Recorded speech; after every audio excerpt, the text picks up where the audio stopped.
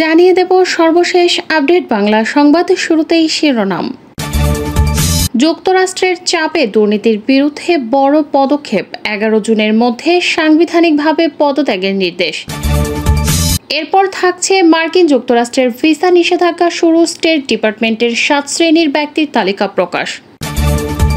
সবশেষে দেখবেন দেশ ছেড়ে পালাচ্ছে হাসিনা সরকার, জাতিসংঘ যুক্তরাষ্ট্রের লাল কার্ড, থাকছে বিস্তারিত প্রতিবেদন।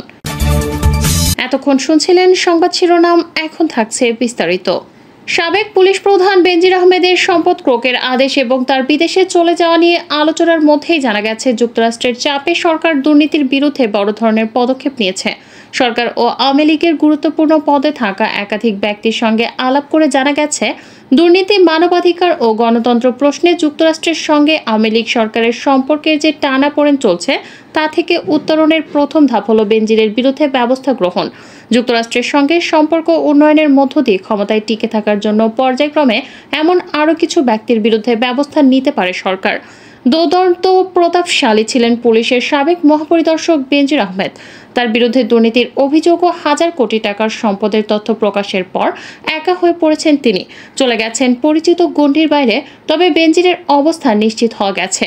বেনজির এখন দেশে নেই। হযরত শাহজালাল আন্তর্জাতিক বিমানবন্দরের ইমিগ্রেশন পুলিশের রেকর্ড উল্লেখ আছে, গত 4 মে সিঙ্গাপুরের উদ্দেশ্যে তিনি ঢাকা ত্যাগ করেন। এ সময় পরিবারের সদস্যরা তার সঙ্গে ছিলেন।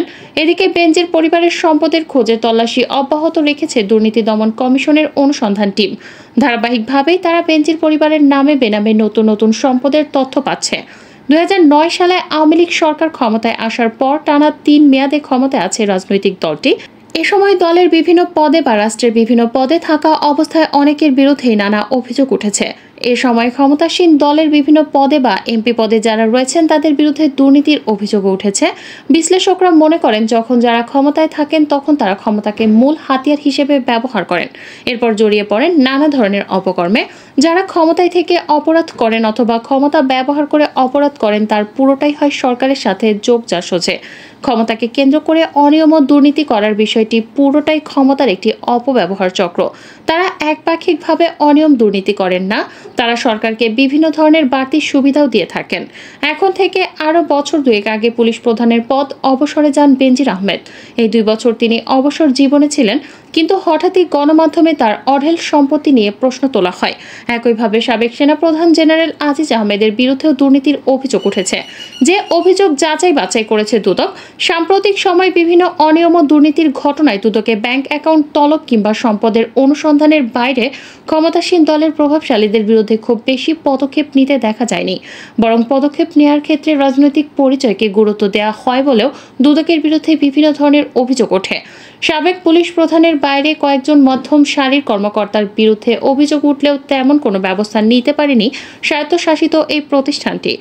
বাংলাদেশের পুলিশ বাহিনীর গুরুত্বপূর্ণ 3টি পদে 1 দশকেরও বেশি সময় ধরে দায়িত্ব পালনের সময় নানা ঘটনায় বারবার আলোচনায় এসেছিলেন সম্প্রতি নতুন করে বিতর্কের মুখে পড়া পুলিশের সাবেক আইজিপি বেনজির আহমেদ।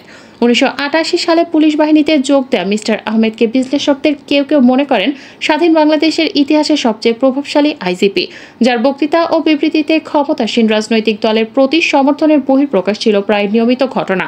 2020 সালের ডিসেম্বরে ঢাকার বঙ্গবন্ধু সম্মেলন কেন্দ্রে সরকারি কর্মকর্তাদের এক সমাবেশে তখনকার আইজিপি মিস্টার আহমেদ বলেছিলেন, স্বাধীনতার সংবিধান, রাষ্ট্র ও জাতির জনক, নোবডি ক্যান টাচ দেম। বিরোধী দলগুলো প্রায়শই অভিযোগ করে যে 2018 সালের নির্বাচনে পুলিশ বাহিনীকে সরকারি দলের স্বার্থে ব্যবহার করেছিলেন তিনি। তাছাড়াও গত 1 দশকে বিভিন্ন গুরুত্বপূর্ণ পদে থাকার সময় বিরোধী দল দমনে নানা পদক্ষেপ নিয়েও বারবার আলোচনায় এসেছেন তিনি। ইতিমধ্যে দুদকের অনুসন্ধানকারী কর্মকর্তার আবেদনে মিস্টার আহমেদ ও তার পরিবারের সদস্যদের সম্পদ জব্দ ও অ্যাকাউন্ট ফ্রিজ করার আদেশ দিয়েছে আদালত। আইনজীবীদের দেওয়া তথ্য অনুযায়ী এখনো পর্যন্ত আদালত বেনজির আহমেদ ও তার পরিবারের যেসব সম্পদ জব্দ বা ফ্রিজ করার নির্দেশ দিয়েছেন তার মধ্যে আছে ঢাকার গুলশানে 4টি ফ্ল্যাট, 33টি ব্যাংক হিসাব, 3টি শেয়ার ব্যবসার বিও অ্যাকাউন্ট, প্রায় 621 বিঘা জমি, 59 কোম্পানির শেয়ার এবং 30 লাখ টাকার সঞ্চয়পত্র। এসব বিষয়ে কথা বলার জন্য বিবিসি বাংলার পক্ষ থেকে যোগাযোগ করা হলেও মিস্টার আহমেদকে আইনজীবী শাহ মঞ্জুরুল হক জানান যে তারা এখন এসব বিষয়ে কোনো মন্তব্য করতে রাজি নন। তবে গত মাসে এক ভিডিও বার্তায় বেনজির আহমেদ দাবি করেছিলেন যে তার বিরুদ্ধে আনা এসব অভিযোগ মিথ্যা। অবসরের পরে তাকে দুর্নীতিবাজ প্রমাণের চেষ্টা হতাশাজনক ও দুঃখজনক বলেও তিনি মন্তব্য করেন। নিষেধাজ্ঞায় পড়া আইজিপি পুলিশের শীর্ষ পদে থাকা অবস্থায় মার্কিন নিষেধাজ্ঞায় পড়ে ব্যাপক আলোচনার জন্ম দিয়েছিলেন বেনজির আহমেদ। যদিও তিনি নিষেধাজ্ঞার আওতায় ছিলেন, র্যাবের সাবেক মহাপরিচালক হিসেবে বিচার বহির্ভূত হত্যার মতো গুরুতর মানবাধিকার লঙ্ঘনের ঘটনায় সম্পৃক্ততার জন্য, কিন্তু আইজিপি থাকা অবস্থায় তার বিরুদ্ধে মার্কিন নিষেধাজ্ঞা দেশে বিদেশে আলোচনার ঝড় তোলে। যদিও তিনি ছাড়াও আরও কয়েকজন কর্মকর্তা এবং র্যাবের উপর ওই নিষেধাজ্ঞা দিয়েছিল যুক্তরাষ্ট্র। 2015 সালের জানুয়ারি থেকে 2020 সালের 14 এপ্রিল পর্যন্ত র্যাবের মহাপরিচালক হিসেবে দায়িত্ব পালন করেছিলেন বেনজির আহমেদ। এরপর ওই বছরেই 15 এপ্রিল থেকে 2022 সালের 30 সেপ্টেম্বর পর্যন্ত আইজিপি ছিলেন। ক্ষমতাকে ব্যবহার ও প্রদর্শন করে একটা ভয়ের জায়গা তৈরি করেছিলেন তিনি। এটা করেছিলেন তিনি রাজনৈতিক আশ্রয় প্রশ্রয়ে। এখন যেসব অভিযোগ উঠছে এগুলো বিচ্ছিন্নভাবে আগেও প্রকাশ হয়েছিল, কিন্তু সরকার তখন কান দেয়নি। বিবিসি বাংলাকে বলেছিলেন রাজনৈতিক বিশ্লেষক ও ঢাকা বিশ্ববিদ্যালয়ের শিক্ষক জোবাইদা নাসরিন। 2013 সালের 5 মে ঢাকার শাপলা চত্বরে হেফাজতে ইসলামের যে অবরোধ কর্মসূচি ছিল, সে সময় ঢাকা মেট্রোপলিটন পুলিশ বা ডিএমপির কমিশনার ছিলেন মিস্টার আহমেদ। হেফাজতে ইসলামের বিশাল সমাবেশ ছত্রভঙ্গ করে দিয়ে তখন আলোচনায় এসেছিলেন বেনজির আহমেদ। তখন বায়তুল মোকাররমের উত্তর গেটে হেফাজতে ইসলাম সমাবেশের অনুমতি চাইলে ডিএমপি তাদের বিকেলে 5টার মধ্যে সভা শেষ করার শর্তে অনুমতি দিয়েছিল শাপলা চত্বর ব্যবহারের।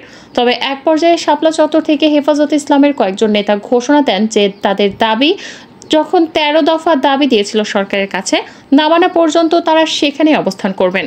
এমন প্রেক্ষাপটে পরিস্থিতি নিয়ন্ত্রণে আনতে সেদিন মধ্যরাতেই সেখানে অভিযানের সিদ্ধান্ত নেয় পুলিশ বাহিনী। ঢাকার পুলিশ কমিশনার হিসেবে সেই অভিযান পরিচালনার দায়িত্ব ছিল তার ওপর। হেফাজতে ইসলামের সমাবেশ ছত্রভঙ্গ করে দেবার কয়েকদিন পরে তৎকালীন ঢাকার পুলিশ কমিশনার হিসেবে বেনজির আহমেদ একটি সংবাদ সম্মেলন করেন। সেখানে তিনি বলেন, হেফাজতে ইসলামের সমর্থকদের সরিয়ে দিতে অপারেশন সিকিউর শাপলা নামে অভিযান চালানো হয়। এই অভিযানে ঢাকা মহানগর পুলিশ, র্যাপিড অ্যাকশন ব্যাটালিয়ন এবং বিজিবি সম্মিলিতভাবেই অংশ নেয়। সংবাদ সম্মেলনে বেনজির আহমেদ দাবি করেছিলেন, এ অভিযানের লক্ষ্য ছিল কোনোরকম প্রাণহানি ছাড়া হেফাজতের শাপলা চত্বর থেকে সরিয়ে দেয়া। এ অভিযানে প্রাণঘাতী অস্ত্র ব্যবহার করা হয়নি। Sound grenade, gas grenade, smoke grenade এবং রাবার বুলেট ব্যবহার করা হয়েছে। এতে কোনো প্রাণহানি হয় না। সারা দুনিয়ায় পুলিশ এসব ব্যবহার করে, বলেন বেনজির আহমেদ। সেই সময় বিরোধী দলের কর্মসূচি প্রতিরোধে শক্ত ভূমিকা নিয়েছিল পুলিশ। সহিংসতায় অনেকে মারাও গিয়েছিল।